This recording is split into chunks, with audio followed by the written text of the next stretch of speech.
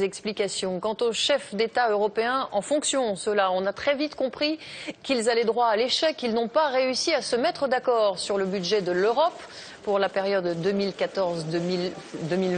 Au cours de ce sommet à Bruxelles, chacun était prêt à tout pour conserver ses acquis, à commencer par la Grande-Bretagne. Bonsoir François Baudonnet, vous êtes en direct de Bruxelles. Est-ce que, comme l'a dit François Hollande, il n'y a ce soir ni gagnant ni perdant ? Alors c'est vrai, Marie, que personne ne peut revendiquer une quelconque victoire, mais soyons honnêtes, c'est parce que le match a été stoppé avant la fin.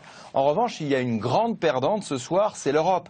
À cause des égoïsmes nationaux, celui du Britannique David Cameron, c'est certain, mais aussi de la France qui s'est arc-boutée sur la politique agricole commune, eh bien les 27 n'ont pas réussi à trouver un accord sur un budget qui ne représente qu'une part infime de leur richesse. 1% seulement. Alors ça veut dire quoi? Ça veut dire que quand ça va mal, quand il n'y a plus d'argent dans les caisses, les Européens refusent de mettre une goutte d'essence dans leur moteur commun.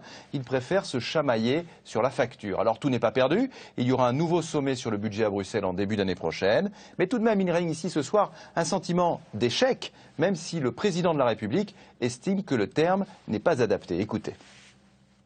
Je n'emploierai pas ce mot parce qu'il n'est pas juste. Ça peut arriver, un échec.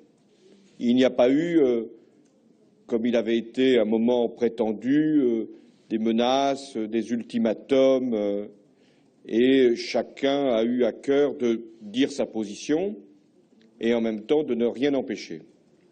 Merci François Baudonnet en direct de Bruxelles.